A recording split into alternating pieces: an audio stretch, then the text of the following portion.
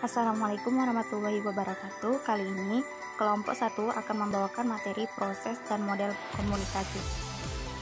Komunikasi adalah pertukaran informasi dan penyampaian makna yang merupakan hal utama dari suatu sistem sosial atau organisasi. Jadi komunikasi sebagai suatu proses penyampaian informasi dan dari satu orang kepada orang lain, dan satu-satunya cara mengelola aktivitas dalam suatu organisasi adalah melalui proses komunikasi. Proses komunikasi dibagi menjadi dua, yaitu primer dan sekunder. Proses komunikasi primer, proses penyampaian pikiran dan atau perasaan seseorang kepada orang lain dengan menggunakan lambang, simbol sebagai media. Contoh, bahasa, kial, isyarat, gambar, warna, dan lain-lain. Proses komunikasi sekunder, proses penyampaian pesan oleh seseorang kepada orang lain dengan menggunakan alat atau sarana sebagai media. Kedua setelah memakai lambang sebagai media pertama. Contoh, menggunakan media massa atau telepon. Nah, gimana, udah tahu kan proses komunikasi primer dan sekunder? Selanjutnya ada pengertian model komunikasi. Pengertian model komunikasi. Model komunikasi adalah suatu gambaran yang sederhana dari proses komunikasi yang memperlihatkan kaitan antara satu komponen komunikasi dengan komponen lainnya. Menurut Sereno dan Mortensen, model komunikasi mempresentasikan secara abstrak ciri-ciri terpenting dalam menghilangkan rincian komunikasi yang tidak perlu dalam dunia nyata. Selanjutnya, model-model komunikasi. Model yang pertama adalah model stimulus respons. Model ini merupakan model yang paling dasar dalam ilmu komunikasi.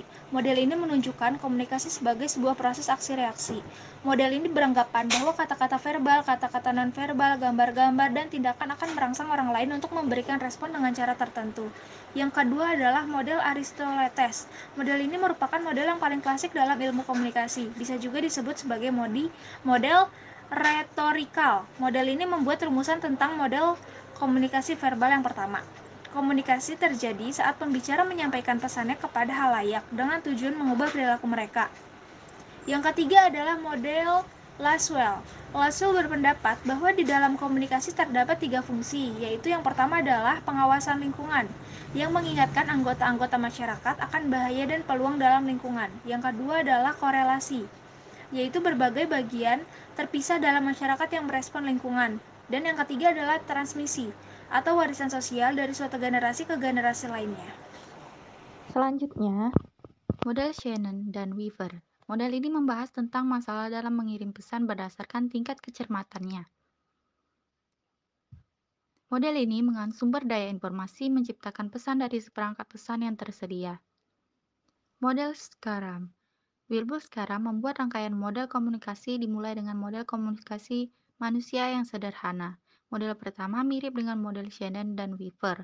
Model yang kedua, kesan bahwa kerjasama dalam bidang pengalaman sumber dan sasaranlah yang sebenarnya dikomunikasikan. Selanjutnya ada model Wesley dan McLean. Model ini berbicara dalam dua konteks, komunikasi interpersonal dan massa. Keduanya memiliki perbedaan yang penting, yaitu pada umpan balik atau feedback. Yang selanjutnya ada model Gebner. Model ini merupakan perluasan dari model komunikasi milik Lasswell. Nah, terdiri dari model verbal dan diagramatik. Model verbal itu merupakan seorang atau sumber persepsi kejadian beraksi dalam situasi melalui suatu alat, bisa saluran, media rekayasa fisik, fasilitas administratif, dan kelembagaan distribusi dan kontrol untuk menyediakan materi dalam suatu bentuk dan konteks yang mengandung isi dengan konsekuensi yang ada. Sedangkan model diagramatik, seorang yang mempersepsi kejadian dan mengirim beberapa pesan untuk pemancar yang akan mengirimkan sinyal kepada penerima. Selanjutnya ada model Berio. Model ini hanya memperlihatkan proses komunikasi satu arah dan hanya terdiri dari 4 komponen, yaitu sumber, pesan, saluran, dan penerima. Menurut model ini, sumber dan penerima dipengaruhi oleh faktor-faktor berikut: kemampuan berkomunikasi, perilaku pengetahuan, sistem sosial, dan budaya. Hal yang positif dari model ini adalah model ini dapat mencakup perlakuan dari komunikasi massa, publik interpersonal, dan komunikasi tertulis. Selanjutnya, model Deplore atau yang dikenal sebagai model komunikasi massa. Model ini menggambarkan sumber, pemancar, penerima, dan tujuan sebagai fase yang terpisah dalam proses komunikasi massa. Yang ke-10 yaitu model komunikasi linear, yaitu mendeskripsikan komunikasi sebagai proses linear, karena tertarik pada teknologi radio serta telepon, dan ingin mengembangkan suatu model yang dapat menjelaskan bagaimana informasi melewati berbagai saluran.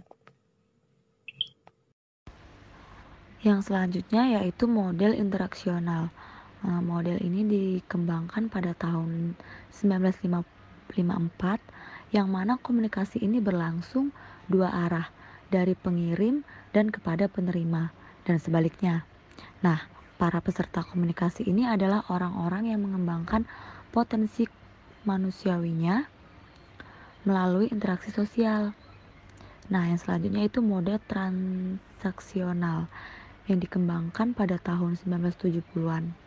Nah, model ini menggarisbawahi pengirim dan penerimaan pesan berlangsung terus-menerus dalam sebuah episode komunikasi.